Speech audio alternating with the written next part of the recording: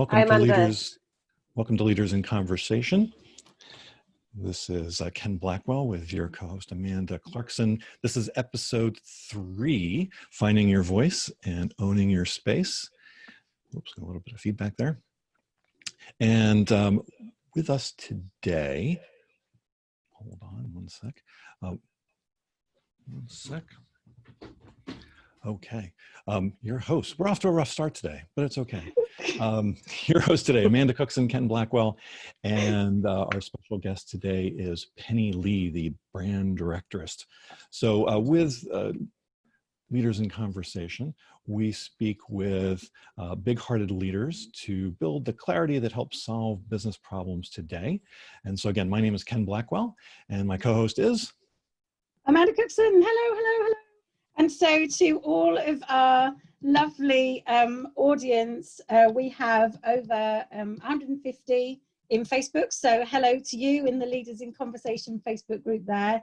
And for the people who've joined us live today, what I would love you to do is to introduce yourself, to tell us where you're from, and to also share with us any challenges you might have in finding your niche, because we have an expert with us today. So we're hopefully going to be able to pull some of those questions and some of those challenges forward and put them in front of the very lovely Penny. Can you hear me if I speak? Yes, that's a good start, got isn't you. it? Otherwise it would be a very strange conversation. I was just checking because I've been all keeping quiet. It's one of those days when you go live, it is sometimes a little rough, and it's a little rough today, I think. So we'll get back on it. Penny, delighted to have you here today. I should say to everyone that you are the creative director and brand strategist. You work with kick-ass women in business, and you're going to talk to us about your approach to finding your true voice and share how to connect with your story and what's really important to you so that you can give amazing insights and strengths. Your current mission is promoting the importance of finding your niche and owning your own space and how that's important and good for both business and happiness. And so let's start off with a basic question. Penny, what is finding your voice, owning your space? I think it's just being who you are and listening to that and then bringing it into what you do. So bringing that into your business, I think we often feel it's quite separate. And I think now more than ever, I think it shouldn't be. Well, why? What's the impact of bringing yourself into your business? Because a lot of people would think, yes, you should keep it separate. It should be agnostic of who you are personally. What is it that's important about bringing yourself into your business? Well, I think it's. Oh, sorry, that's my dog. I think it's. Sorry, that really put me off. Would you mind just saying that again? Sorry. Well, about why to bring yourself into your business. Yeah. Why bother? Well, why not? It's creating a community. It's doing things that you love for people that you care about on a daily basis. We spend so much of our time at work. We spend so much of time into business. If we're only doing it for the money, is that enough? Especially now, these days, I think now even less so. And we have a choice. So, yeah. Yeah. So, talk a little bit maybe about why niche is important. Like, what is the business benefit to having a niche as you go out there? I mean, if you're a jack of all trades, isn't that better? You could serve more needs, serve more options to folks. When you start to narrow things, that might seem to limit things. So yeah, it is counterintuitive, and it is really brave to do it, because you are actually saying there are people who won't want what I do, there are people who won't like what I do, and like as humans that makes us go and especially as people pleasers. But you can please more people by going niche, and it's narrow but deep. So this was something I spoke about on Friday, that if you try and please everyone, you can't. So it will just be a big compromise, blancmange or whatever. It's just a big compromise. But if you're really answering someone's problem and you're really speaking directly to them, you're building loyalty, you're building a community. You're not just, you're becoming more irreplaceable. It's not a price war. It's not a next fad. You are the expertise and focus in a certain area. People come to you for that who want it. The more you do it, the better you get at it. The more you do it, the more you get to hear why people want it, what they need from it. And so it goes forward. So you just get better at it all the time as well. So I think, you become the go-to person for that. So as in whatever you do, you can also make it narrower and narrower and narrower. And the more narrow you go, the deeper you can go.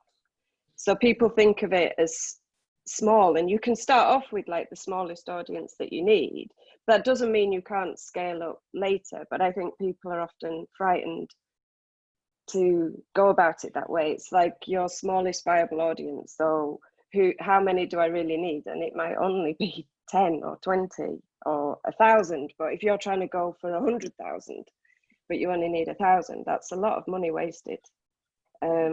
Spent trying to get a lot of people who aren't even interested in what you're doing. Whereas if you know really what you're doing, if it's 1,000 or 10, you can really target what you spend money on, what you spend time on, and making sure you get better at what you do.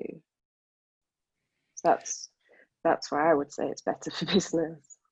So how does that bring happiness? How does that impact you on a personal level? I mean, if you're working on something every day that you love with people that you care about, that's makes you happy. If you're picking your niche, if you're finding your niche, it's really something that you're into. It's really your thing. And together with your thing comes your values and your way of doing it. And the particular people that you're doing it for. So you get to spend time with the people that you enjoy. You get to work and develop on an area that you're really passionate about and believe wholeheartedly. And you have a space and a community where you can really be vocal about what you care about. So how do you discover it, right? I mean, that's the next question. I mean, this all sounds awesome and wonderful, but do I put a bunch of options in paper and throw them up in the air, and whichever one I catch? Do I have to go on a spirit quest? What is it that I need to do to not a figure spirit what quest, my niche is? What speaks to me? Yeah, well, what speaks to you is like have a bit of a time with yourself, have a think on yourself. It doesn't need to be a spirit quest, but if you're not in tune with what you enjoy, take some time back. It depends how much of it in a stress job or how much you're off your path of what you should be doing or what you would rather be doing. And sometimes that takes a bit of getting your mind round to it. Sometimes you just already know, but you don't make the leap. But I think it's what do you enjoy and what would you do if money wasn't a thing? Like if you didn't need the money and do you really want to be selling, I don't know, well, some people like selling a pension, but for me, like if you're selling insurance or doing something that isn't for you, and some people that could be for them, but then they will do it really in a special way. So what would you do if you didn't need to do it? If you didn't need the money, what would you really enjoy? What change do you want to make? What problem do you want to solve? Legacies. What legacy do you want to leave? So I think it's really looking at what just what do you enjoy? Do that. And that's a super simple way of saying it. And it might take a little while to dig down and find it, but observe yourself, ask other people, what am I really good at? What's my skill set? What lights my fire? So for me, I do brand strategy and design, but I was getting a little bit jaded with the process, with the industry, whatever. So I really looked at like, how do I I love doing it. So what's the answer? And for me, it was like, I had 2 or 3 really kick-ass women clients, and I was like, I absolutely love working with them. And then that's when I said, fuck it, I'm going niche. And it made everyone laugh. But by saying it out loud and putting it on some badges and a t-shirt and really going for it, all my clients now I absolutely love. I learn from them. I spend all my time with kick-ass women. I find more kick-ass women through the kick-ass women that come to me. You know, it's just, it's brave. It takes some bravery to do it, and you have to be sure, because this is your line in the sand. This is what you stand for. But it also, that isn't an end point either, you know, you grow and develop from there. So with me doing that, it's grown into events, it's grown into a blog, it's grown into looking at discussing some things at the moment behind the scenes, whether that becomes a form of podcast or selling or whatever. It's become mentoring. You know, that's what I mean about the narrow but deep. So I think, you know, it's what lights you up. It's what gets you fire. What would you do if you didn't get paid for it? Thanks, Penny. Because one of the questions I was burning to ask was, how do you know what's your thing? And I think you've given some people some tips there, but there are some questions in chat that I just want to come back to, because you might then be able to add a little bit more to it. So I think it's Barry has said, what if you're going through that defining stage and you're trying to narrow down into your niche? Because you said something like, oh, well, you know, you've got to be sure you're doing the right thing. How do you know? By doing.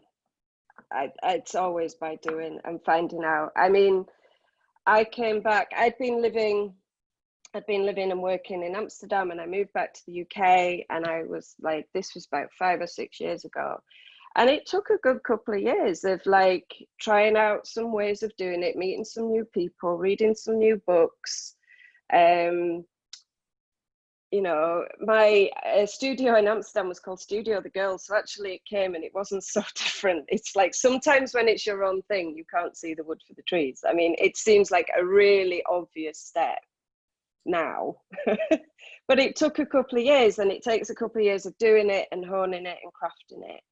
And just, I mean, we hear it a lot, but just start, which, you know, but it is true. And it's, you know, even if it's just small steps to start off with, you know, rather than making the big leap. But if you're in an area that you're just, yeah, I think this is my thing, and research it and read it. And are you into it as much as you think you are, or are you just saying it? Because if you're not going to start reading about it, if you're not going to start finding out people, if you're not going to start, you know, making a big effort to get involved, then maybe it's not your thing, and there's nothing wrong with that. So you have to be really honest with yourself as well, but try things out, and don't be afraid of, like, it doesn't have to be like, right, this is it, you know. You can have the add-ons come, and so yeah, just try some things out. And I also find, like, talking about it with people, and if that has to be close friends to you who you trust, I also like to balls it out and do it with complete strangers and see if I can say it without laughing, or see if I get tongue-tied. I mean, the talk on Friday I did with Lauren, she said she tests it on taxi drivers. You know, if you if you can say to someone like, this is what I do, and it and it doesn't make you squirm, laugh, or people recoil in horror, yeah, testing it on people, talking about it, is a good one as well. Now, one of the things that I love about you, Penny, there are quite a few people out there who are coaches or mentors, and they help people find their niche, and it always feels to me that it's a bit like, find where your market opportunity is, you know. So I'm gonna sell, I don't know, armbands to 4-foot mermaids that like the color orange, you know, and this is the niche, and it's That's pretty quite narrow. vacuous and it's quite commercial. But I feel that underneath the skin of what you do and what you stand for and what you encourage people to do is to also find a purpose. So I wondered if you could talk a little bit about that kind of purpose-driven nature of that kind of niche and that work you do. Well, that goes back to the thing I was saying about what would you do if money wasn't involved, you know? And also, because there was also the question about, like, you know, if people are going to criticize you about it, you know, you could be quite vulnerable. You're putting yourself out there. I say I'm working for kick-ass women, so of course you get, but what about the men and all that business? But if you care enough to not care about that, I think your purpose gives you more confidence. Because if people are coming at you, they're not, like, I stand for kick-ass women in business. So when people come at me, they're not just coming at me, they're coming at my sisters. And then I suddenly get more defensive. Or I'm stronger, I'm more confident. If someone comes at me and goes, your design's a bit shit, that's like a whole different thing. But if you're doing it for a greater purpose, for a greater good, and for people you care about, and to do change that you really want to see, then you suddenly get a bit of a thicker skin, because it's like you're shielded by this, like, purpose. And it just makes it a real honest niche, and not just something that you think, oh, if I say I'm into that, I'll earn loads of money, or if I say I'm into that, that'll do. You know, gotta mean it. I love There's it. a question from Amy in chat, kind of along those lines, like, how do you find the confidence to say no to things that no longer fit, right? And I think you were speaking a little bit to It's that. hard. I mean, that's, for my own personal thing, was just going, fuck it, I'm going niche, and hearing someone laugh. And what I really liked was that people started to take it on for themselves. So I meant it for me, but other people went, oh God, yeah, like, what's my niche? Yeah, I want to do my niche. Because basically it's about being yourself, working on things that you enjoy. And that just gave it a lot of strength as well. And I guess if you're really, like, writing down your values, and you are, like, if you define the niche and define what it stands for, it does make things easy. It does make it easier to say no to things, but it is practice as well. Like, I've always been a bit of a yes woman. I was a yes girl, and then I was a yes woman. But I really love saying no now. But that took some practice. And what I realized is that when I say yes, I take time away from me being able to do what I've said I'm going to do. Yeah. So if I take on a client that doesn't fit, or if I take on a project that's not just right, I know that will take me, it could take a month. I ain't got a month to waste on something that's not building towards this. And I think that's the purpose thing again. I think it's the practice thing again. I think it's the finding something that when it gets you, it gets you. It's like a fire in your belly. So yeah. Some of the people who've joined us today aren't necessarily looking at that niche and that finding your purpose and finding your voice from a marketing, creative, running a business perspective. They're looking at it from a leadership perspective. So they are people in organizations who want to lead, and they want to behave in a way that models what is true to them.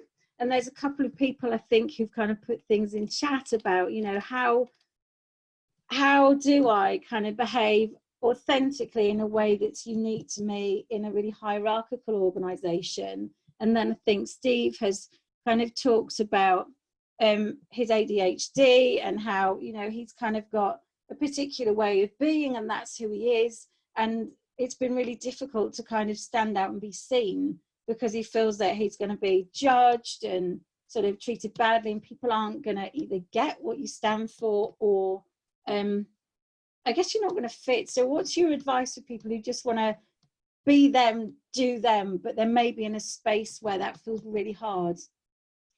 It is, yeah, it's a difficult one, because you can be all ideological about it and just say, well, you should just leave and be somewhere where you can.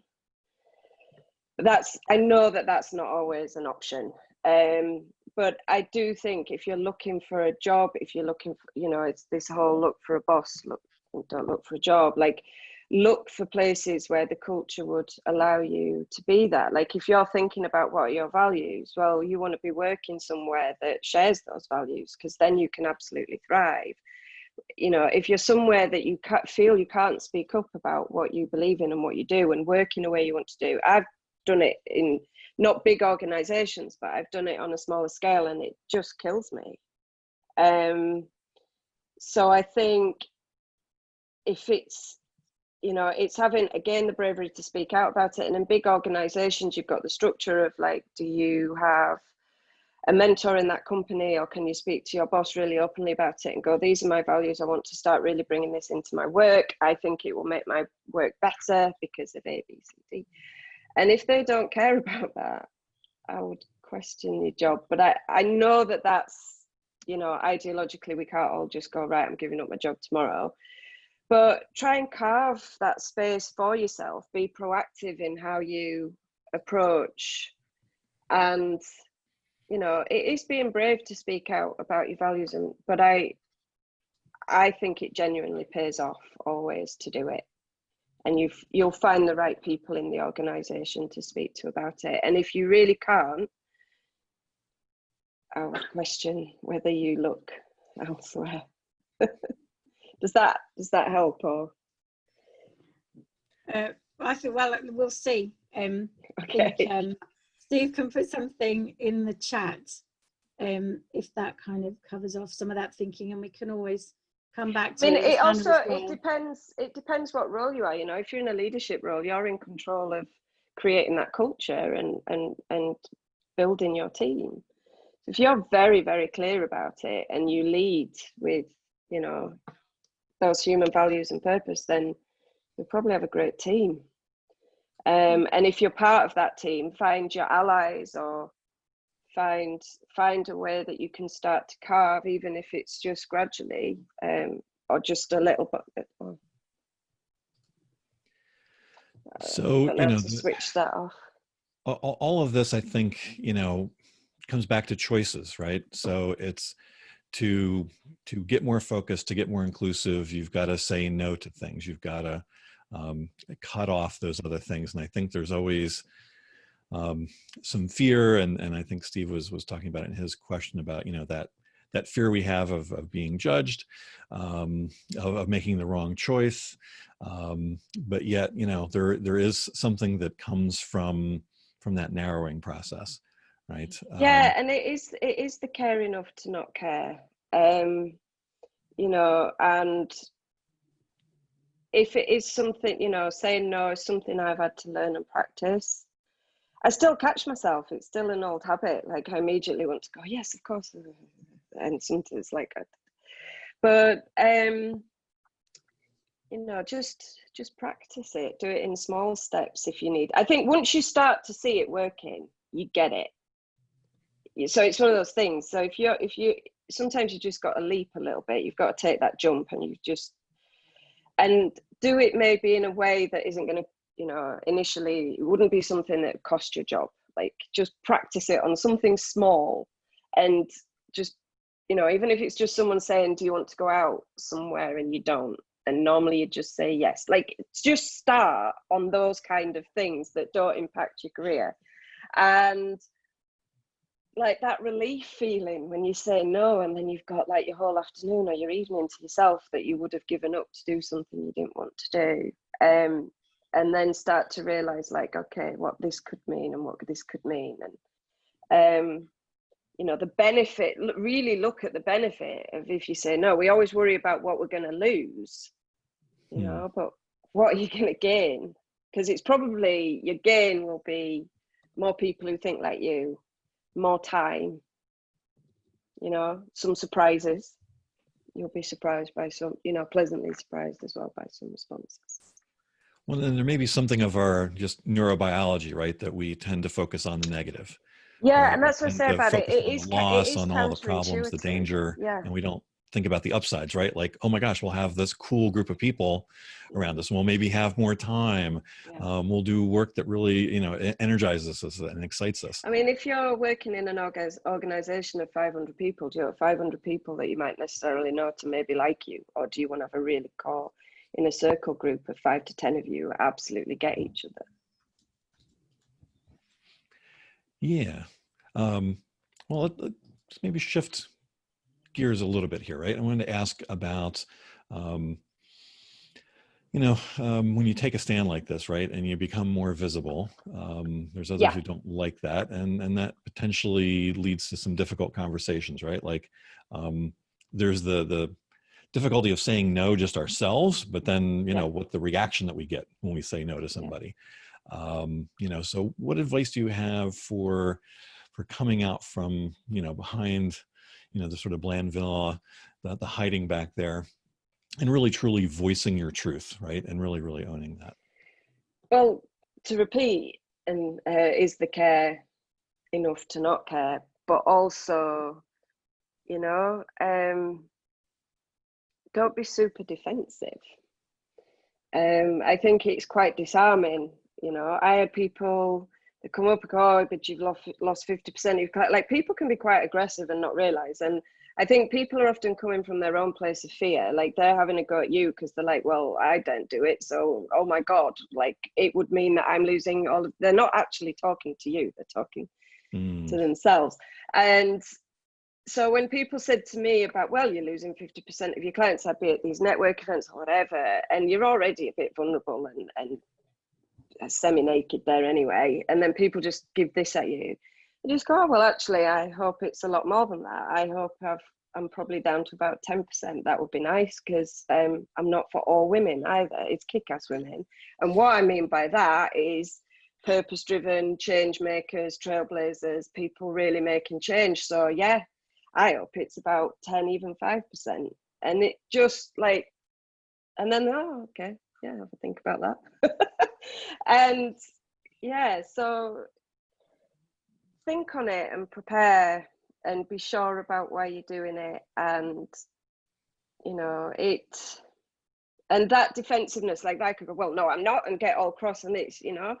You're going in to do something that you really love, so come with that spirit as well. And haters are going to hate, and, you know, be positive, be kind, and explain yourself well. And you never know, you convert some people along the way as well.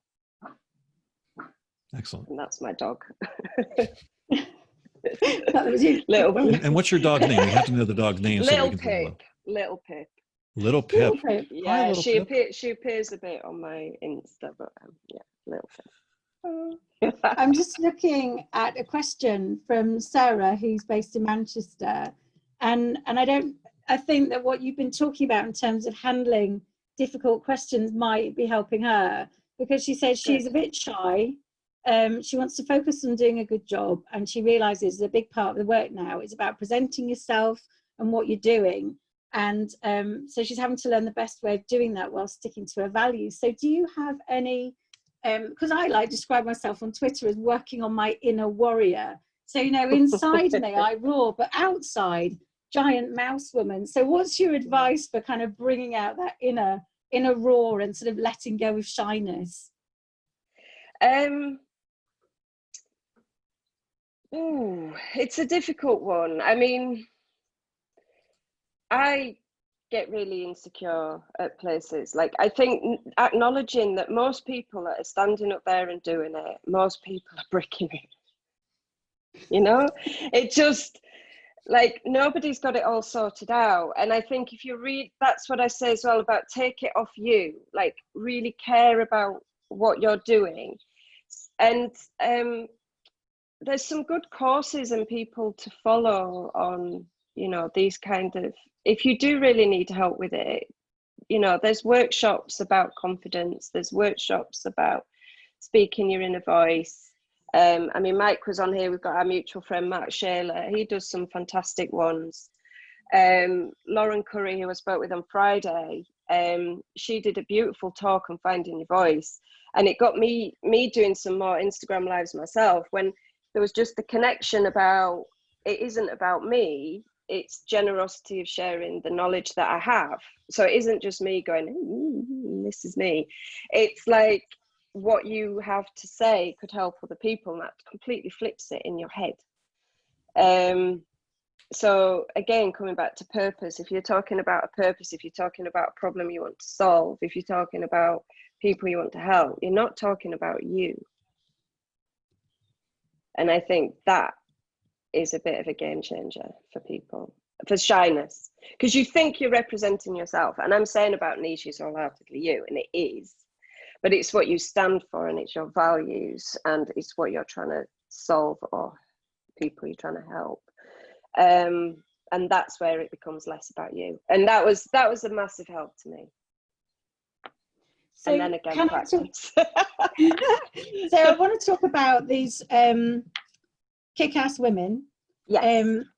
And I know I've been enjoying your wonderful Women Wednesdays and that celebration of women that you do. And I wondered if you could maybe just talk about why it's so important to you to celebrate women. It always lights my fire when I see people doing amazing stuff, and I just kept going, oh, they're amazing, they're amazing, they're amazing. And I'd mentioned someone to someone and they wouldn't have heard of them. And that was again the realization, like, actually I'm just harboring all this information. And so when it's sharing, like, I spend my time meeting, learning about these people. So if I share it, there's a generosity in that. You don't want to follow it, don't have to. But most, I get a lot of really good positive feedback. Either people haven't heard about them, or I give a bit of extra information. But it also creates a habit, right? It creates a habit that it makes me write and research these people. So as I just spoke to you today, like last night and this morning, it made me sit down and study Angela Davis. Now, I already have seen a bit with films with her and clips, and I've read about her, but that's my dog. Little Pip. Going for the cat. Terribly sorry about this. It's Pip.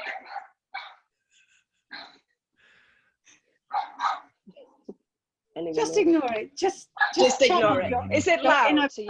Woman, is it all right? This is awesome. This is authenticity, right? It's this is really how it is.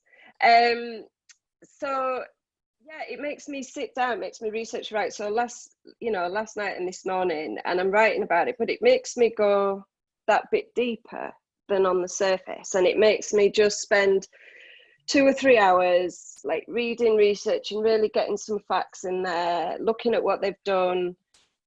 And that's not a bad thing to do, and it takes it away from like my niche is kick-ass women and I like to help them, but these are also, it just introduces you to more people, it keeps the focus. So it's both learning for me and sharing that information that can help other people as well, and creating a platform for women in any way. So whether it's through the work that I do with them, or if it's talking about people who've done great things, and deal with inspiring stuff as much as possible. Would you describe yourself as a feminist? Yeah. I used to say no, because it was a dirty word, and now I just go, no, I am. Because it's about equality. It just is. Feminist, anti-racist, pro same-sex, whatever. Like, just everyone do their thing and let's just be equal and treat people well. So yeah, I would say I am. I've got my eye on the chat because Melody, who is a digital producer at Joy Polloy here in lovely Sheffield, said that she's met you at Creative Mornings and she would like to ask you how Penny feels women can assert themselves in what is a male-dominated creative industry, and any thoughts on how to inspire the next generation of women into the creative industry. Well, that's what working on behind the scenes a little bit as well. There's some discussions going on with that. Carving your own space. I mean, I set up Creative Mornings. I've handed it over now to Leanne Malinshaw, who's doing a superb job. I did it for 3.5 years. I set it up, and you know, I created that space myself. I created a platform, and I made sure that it was a voice for both female and male to speak and to share and be at. I did some lecturing for 3 years, industry lecturing at Leeds Arts University. It used to be Leeds College of Art, and it was about personal and professional practice, and I could write my own course, and I just made sure that those topics were in there. It's important, and not that it's not just a women's issue. You know, it's for the boys as well. We're all in this together. So why in the class is there, 50-50 split, but in the industry it's really one-sided. And then through mentoring, you know, I help people, and by example, you know, be what we see. So by, you know, again, that's adding purpose to what I do. I've worked in the industry for over 20 years. And it was very much like I was often the only female there, you know, apart from someone making the tea, and I had to like close down part of myself.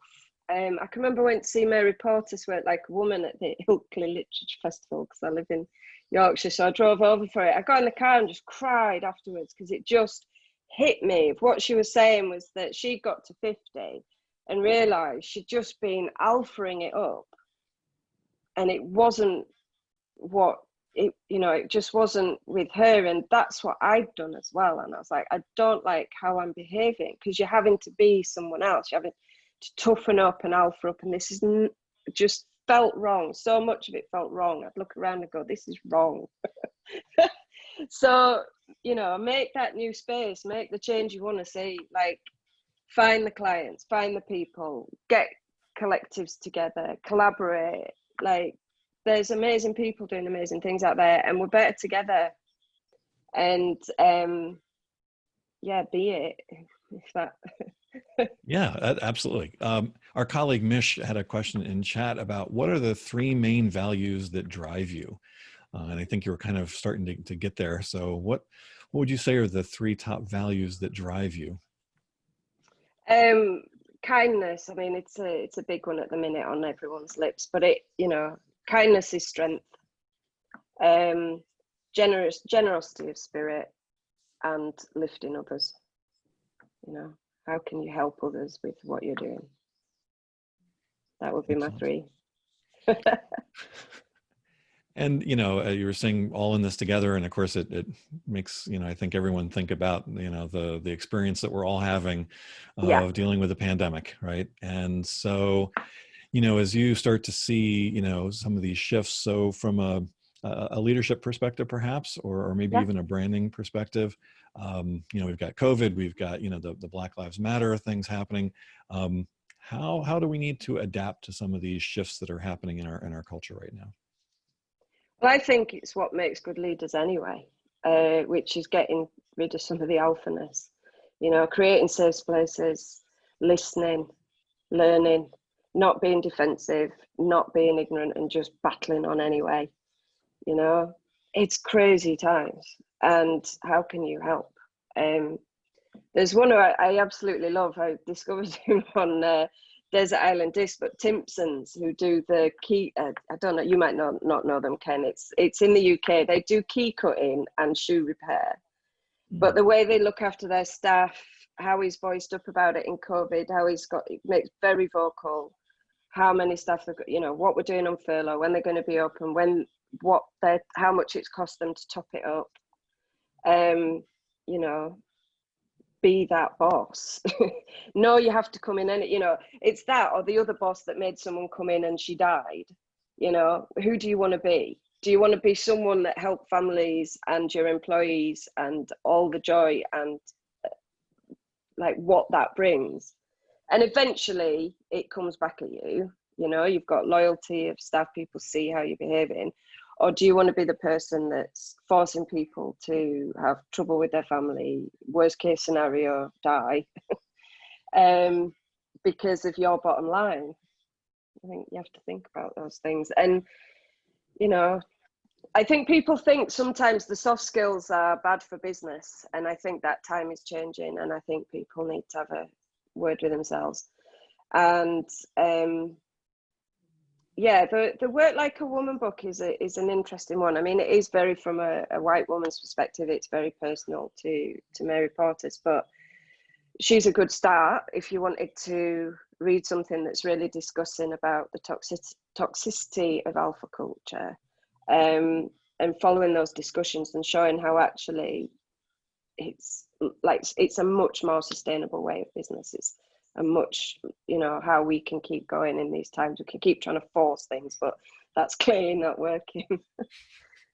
Well, and I always wondered why they called them, you know, soft skills as opposed to hard skills, because they are hard, right? You know, they don't come easy. They're actually really difficult. Yeah, but it's, you know, collaboration, flexible working, you know, leading from the back, you know, not micromanaging and being aggressive and forcing, and yeah, just a different way. And yeah, that's what I would say. And then just sort of a follow-up question also from Mish, I see, but kind of in this time, right? And I think this also applies to the larger piece of this is, you know, how do you keep balance? How do you keep, you know, your mental health when you're dealing with this crisis? How do you keep yourself straight just with the normal rigors of business, right? And you know, stay mentally healthy so you can stay focused. Well, I just realized there was something I wanted to add on to the question before, and I guess it accounts for this as well. Like, ask for help. You know, we don't have the tools to do everything, and just because you're a leader doesn't mean you can do everything. You know, ask for help, admit that you don't know everything. You know, is there someone in your team that could help you put certain bits together that help through a process of this, or help work on people's balance or mental health? And ask people. And I think for myself with balance, it's boundaries all the time. I've been lousy with them in the past. It doesn't do you any good. I think in the end, people don't like you for not having them either. They demand more and more, and then when eventually you crack and you can't, they don't think, oh, but she did all that good stuff. They just remember when you've had enough. And I think so if you're very clear on the boundaries, I think everybody knows where they are. And you can agree those boundaries as well. You can say, right, this is what I would like to see. What would you like to see? What do you need? What arrangement can we come to here? And make it a very clear boundary, and then do what you agree to. Well, and it seems like it both requires sort of individual or personal strength, but it also creates that, right? Like you're creating a process, a structure whereby it can reinforce itself. And I think the boundaries is also connected. The boundaries is also connected to the starting to enjoy saying no that we talked about in the beginning. You know, the boundaries, just saying yes to everything is a boundary issue. You know, protect your time. Time is the most important thing we have, and we give it away. I've given it away before far too easily, and you know, don't protect your time. So Penny, I think for some people who maybe don't know you or don't know you well, they may be listening and thinking, wow, you know, this woman is phenomenal, which you are, so strong, which you are, so courageous. Keep going. I could never do that. And I know, because you've been kind of part of my imposter syndrome group, that you have had those feelings. And I just wondered if you would just share a little bit about how that kind of imposter voice kind of comes up for you, and what you do to just tell it, fuck it, I'm going niche. How do you manage that? I have been known to actually say out loud, oh, fuck off. To myself, like, just fuck off. You know, because my inner critic is horrendous, and I'm winning at the minute, but it's not always the case, you know. I've had a massive burnout, depression came from it, I had some really major surgery, it really like messed with my head. And, you know, that's a journey to come out of that, you know. I was quite a confident person before then, and it absolutely floored me, you know. I was even scared to write an email because I thought, I don't even know how to, you know, it was that bad, you know. I don't know how to write an email, don't know how to respond to anything, I don't speak to anyone. And so kind of clawed my way out. And there's just take the breaks when you need to, don't see anyone for a bit if you don't need to, but don't hide away forever, and make some times when you have to make some brave steps and do it. Like if you get invited to go, I would go to things by myself, you know. You just have to push yourself a bit and get some good people around you, have a good network around you, and just practice speaking up about, you know, what you want to do, and just practice using your voice. But what I said as well before about everyone's bricking it and not everyone's got it worked out. Like people are showing this, but it takes work, and do the work and be gentle on yourself. And, you know, a lot of people I've seen doing talks and the rest of it, they're so shy off stage. Sometimes people like really light up on stage more than they thought they would. They have a purpose when they're there, you know, they know what they're there to do, talk, and then when they're just stood in the mingling bit, it's a bit more awkward. So it takes work, but it's taking everybody work. So don't, you know, be kind on yourself.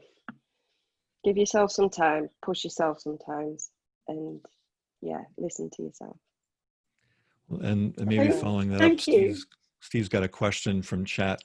And he wants to know if you believe that everyone can be lifted up. Are people mean and prejudiced or Weasley because they don't know better?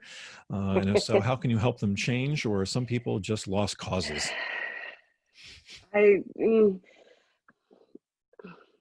At one time I would have said, no, I want to change everyone. Now I can't be bothered.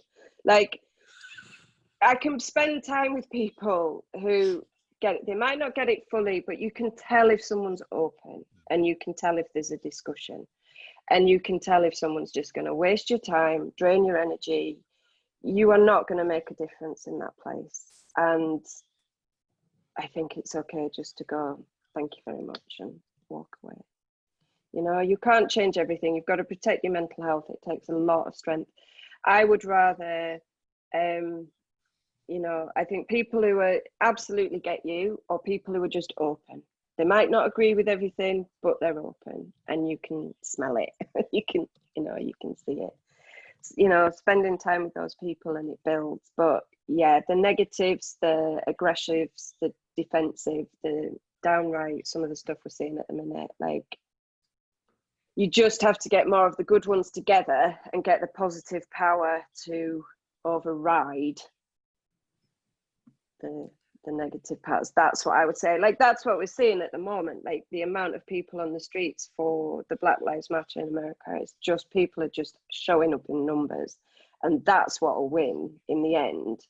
You know, it's, so power up with people that get you. They might not be into your niche, but they'll share your values, or you have some connection in some other way. You don't all have to be doing the same thing. You shouldn't be doing the same thing. But power up with people. Well, and so, you know, I know that that's one of the things you do, is that you bring people together. And you do some awesome stuff. So, you know, if we have time, maybe we can talk about you working in a van in the woods. But you've also pulled a disruptive women's meetup group called Inconvenience, which is held in a former toilet.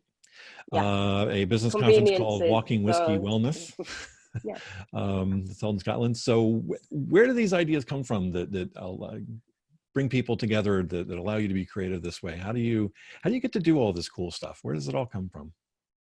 I think I just question how things are done, and I've always questioned how things are done. And when I was in companies, I was my boss's worst nightmare because I was always questioning how things were done. I had an ex-boss who was just like, nobody's the boss. And another thing. You know, and after a while it becomes, for me, it's not a choice. So I'll still be scared, I'll still be worried. I don't really know totally what I'm doing, but it's just a thing inside. And sometimes I feel like it's just not a choice. And I really like people, but I think you have to find your people. And if you can create a space that will attract your people, then you'll meet some great people and you'll be inspired by people. And you know, so it's kind of, I kind of like to make my own playground as opposed to going into someone else's and just go, I'll see what they've got and put up with that then, you know? Yeah, I like to make my own playground, and whether that be about business culture in the forests of Scotland drinking whiskey, if that's how I want a business conference to do, then I'll make one. You know, if it's about hearing people's stories about what they're doing, which is what we did with the Creative Mornings chapter in Sheffield, then I'll do it, and I'll find way to yeah, I mean, you have to find ways to fund it. So whether it's sponsorship or collaboration or other work that I do that I pay towards that, sometimes you have to build it and then they come, you know. Find people to help you, build teams. It's really fun. I really recommend it. It's stressful. I mean, it's hard work. Don't get me wrong. It's hard work. There's been a lot of anxiety. There's a lot of, sometimes you're like, oh my God, what have I done this for? As you're like nearly throwing up every morning when you get up, because sometimes, you know, it can get like that. But you're driven by something bigger, and the rewards, and when you get messages from people who it's helped, and you know, you see a bunch of people together smiling and that have started working together and doing things, like that's just the best. So it takes it all away. So yeah, I like making my own playground and inviting my friends. So if you can just tell me, though, because I am deadly curious about the van in the woods. So you go off in a van and do what? Why? Just to get away from family? Why are you in a van in the woods? Well, it's #van office, and I have a camper van, and I'm currently in lockdown at my boyfriend Graham's house, and so I'm in his kitchen at the moment, which I've kind of taken over. But I live in a small dairy. It's a beautiful little cottage, but it's very small. And I just thought, I was creating the conference, Walking Whiskey Wellness, which is about doing your business outside. And I was inside, and I went, why am I inside? Creating a conference for a thing that's outside. So I lived it. So I took the van and I was Skyping, and I think it was still Skyping at that point rather than the Zooming, you know, with people around the world and connecting with people, and just from my little van in the woods. So just authentically live it as much as you possibly can and have fun doing it. Like, who says I have to, you know, I had a thing, it's the John Le Carre quote about the desk is a dangerous place to view the world. So get in a van. You know, we can work more. I mean, as this time has proven, you know, Zoom has just rocketed. Work, you know, an office and studio and some structure is good. I miss it. You know, I miss parts of it. I could do with some parts of it back.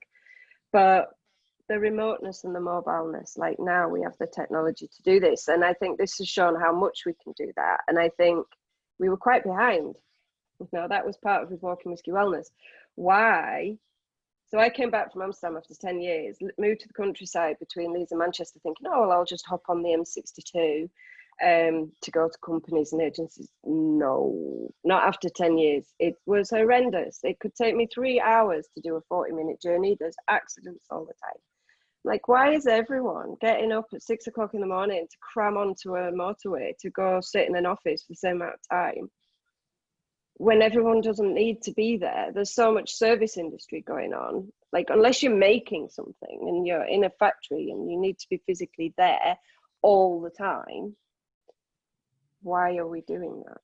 And I think this will change. I think this will be a big accelerator change in that. Penny, we could listen to you all day, but sadly the time is ticking away. I'm looking at the corner of my computer and thinking, no, how can there only be 3 minutes left? There are so many questions I would like to have asked you, but the time has gone. Well, we'll have to have a virtual coffee ourselves, Amanda. We will. And if people listening, watching the replay, want to get in contact with you, what's the best way to do that? The best way is DMing me on Instagram. DM you on Instagram. Great. Yeah, so it's at the brand directoress. You can email me, Penny at thebranddirectoress.com. And I am on LinkedIn and I am on Twitter, but Instagram DM is probably my quickest go-to. Okay. And I'd be very happy to answer questions or talk with anyone. I could talk about this all day. Awesome. Love you, Penny. Awesome. Well, thank you so much for having me. It's been a pleasure. I hope it's been useful to people, and thanks for putting on these series. I think it's a really generous thing to do. Thank you. Awesome. Fantastic. So thank you again, Penny, for being our guest today. That's been really awesome. Next week, we have a phenomenal guest who's going to be with us. And I'm going to need to pull up my notes to see that. So just give me one moment, folks. And in fact, I think what I'm going to do is I'm going to stop our share here so that I can do that, if it's possible, so that I can see my notes.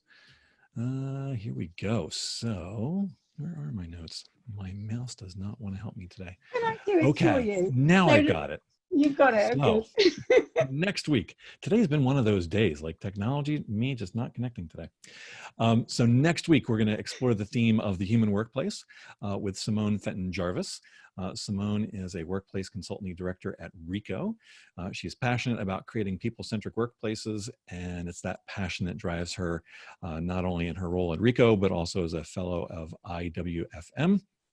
And as vice chair of the IWFM Women's Workplace Group and mentor for the 30% Club. So Simone will share her views on what the workplace will look like in the post-COVID-19 world, creating the right physical and virtual spaces for everyone to flourish. So with that, thank you all for joining us, for adding your questions. It's been awesome. Thank you, and we will see you again next week. Bye. I'm just going to leave. Yeah, Ken will leave you.